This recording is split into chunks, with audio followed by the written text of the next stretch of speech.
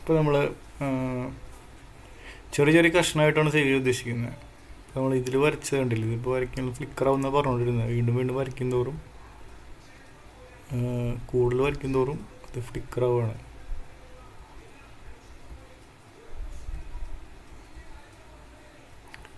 ഇപ്പോൾ ഇവിടെ നോക്കി കഴിഞ്ഞാൽ അറിയാം, ഇതിൻ്റെ ചെറിയ ചെറിയ പീസ് ആയിട്ടാണ് ഇപ്പോൾ ഇത് 5.3 MB ആയിട്ടുള്ളൂ റെക്കോർഡ് ചെയ്യുന്നത്.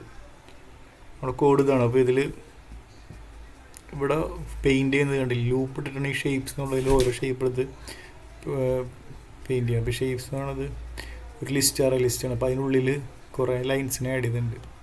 അപ്പോൾ അത് ഇങ്ങനെ എടുത്തെടുത്ത് പെയിൻറ്റ് ചെയ്യണം. ഒരു ലൂപ്പ് ഇടണോണ്ടായിരിക്കാം. പിന്നെ ഇങ്ങനെ ലൂപ്പ് ഇടുന്നതുകൊണ്ട് മാത്രമല്ല, അത് ലൂപ്പിൽ നിന്ന് എടുത്താലും ഓരോന്നും പെയിൻറ്റ് ചെയ്യേണ്ടി വരില്ല. അതിൻ്റെ ഓരോന്നിൻ്റെയും ഡ്രോ ഫംഗ്ഷൻ വിളിക്കുകയാണ്. പിന്നെ ആൻറ്റി അലൈസ് ചെയ്യുന്നുണ്ട്. ആൻറ്റി അലൈസ് ചെയ്യുന്നുണ്ട് ഫ്ലിക്കർ ചെയ്യണമെന്ന് ചിലപ്പോൾ ആയിരിക്കാം. അപ്പോൾ നമുക്ക് കാര്യം ചെയ്യാം, ആൻറ്റി അലൈസ് ഓഫ് ചെയ്തിട്ട് നമുക്ക് ഒന്നും കൂടി റൺ ചെയ്ത് നോക്കാം. അപ്പോൾ ഫ്ലിക്കർ വരുന്നുണ്ടോ ഇല്ല നോക്കാം. നമ്മൾ വരും പടം അടിച്ചു.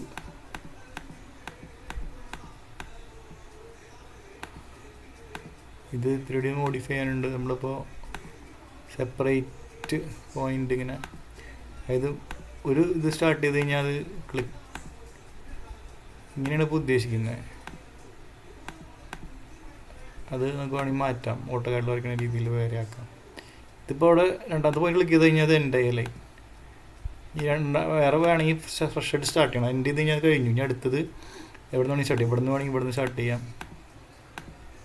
ഇപ്പോൾ ഫ്ലിക്കറിങ് ഇല്ല, കാരണം ആൻറ്റി അലിയാസിങ് ചെയ്യുന്നില്ലല്ലോ, അതുകൊണ്ടായിരിക്കാം. ഇനി അത് നമുക്ക് വേണമെങ്കിൽ ഓക്കെ. ഇപ്പോൾ ഫ്ലിക്കറിങ് ഒന്നും വരുന്നില്ല കേട്ടോ, കാരണം കമ്പ്യൂട്ടറിന് ഇത്ര ഇപ്പോൾ സി പി യുൻ്റെ ലോഡ് ഇവിടെയാണ്. സി പി യുൻ്റെ കാരണം ചെയ്യാം, നമുക്ക് ലോഡ് ഇതൊന്ന് കുറച്ച് നീക്കി വയ്ക്കുക. തുടങ്ങിയില്ല, ഇതെവിടെയായിരുന്നു സ്ക്രീൻ, ഇങ്ങനെ ഈ സ്ക്രീനിനെ ഇവിടെ കൊണ്ടുവയ്ക്കുക ഈ മുക്കിലേക്ക്. അതും ചെറുത് മതി, ഇത്ര മതിയാ. ക്രോപ്പ് ചെയ്യാനല്ലേ കുറച്ച് ക്രോപ്പ് ചെയ്യാൻ വേണം. ക്രോപ്പ് ചെയ്യാനായിട്ടുള്ള ഓപ്ഷൻ ഇത് സ്റ്റോപ്പ് ചെയ്യാൻ ഡോറപ്പ് ചെയ്യാൻ പറ്റും നോക്കാം. സ്ക്രീൻ ക്യാപ്ചർ ഇവിടെ ട്രാൻസ്ഫോമിലാണോ ക്രോപ്പ്?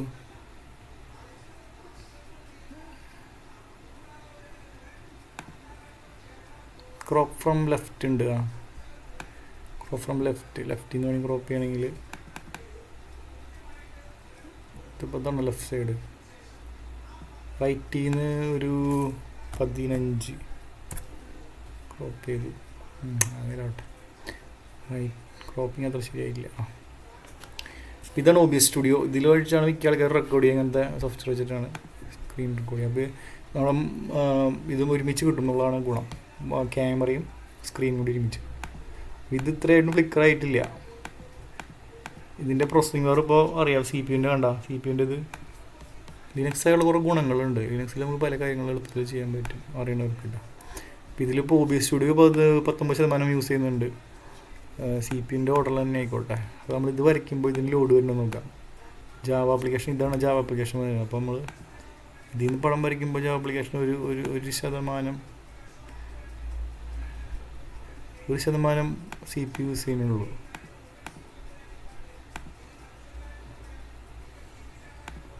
ഫ്ലിക്കറിങ് ഒഴിവായി, ഈ ആൻറ്റി അലീസിങ് ഇല്ലാത്തതുകൊണ്ട്. പക്ഷെ നമ്മൾ ഇതിന് പകരം എന്ത് ചെയ്യാന്ന് വെച്ച് കഴിഞ്ഞാൽ ജാവയുടെ സാധാരണ സിങ്ങിന് പകരം ഓപ്പൺ ജിയിൽ വെച്ച് ചെയ്താലും നല്ല വയ്ക്കുന്നുണ്ട്. അതാകുമ്പോൾ ഇത്രയും കൂടി ഫ്ലിക്കറിങ് കുറവായിരിക്കും, കാരണം ഹാർഡ്വെയർ ആക്സിലേറ്റഡ് ആണല്ലോ. അപ്പം അത് ഇത്രയ്ക്ക് എളുപ്പമായിരിക്കില്ല. എനിക്ക് കൂടുതൽ പരിചയം ഇതിൽ ചെയ്തിട്ടാണ്. അപ്പം അതിലാവുമ്പോൾ കുറച്ചും കൂടി ഒന്ന് ലേണിംഗ് കർവ് നമ്മളൊന്ന് സ്ട്രെയിൻ ഉണ്ടാവും. അപ്പോൾ നമുക്ക് ഷേപ്പുകൾ ബേസിക്കലി അതിന് വരയ്ക്കൽ തന്നെ ശരിയാവില്ലോ, മെനക്കെട്ട് ശരിയാക്കിയതാണ് നല്ല. ഇത്രയാണ് കാര്യങ്ങൾ. നമുക്ക് സ്റ്റോപ്പ് ചെയ്യാം.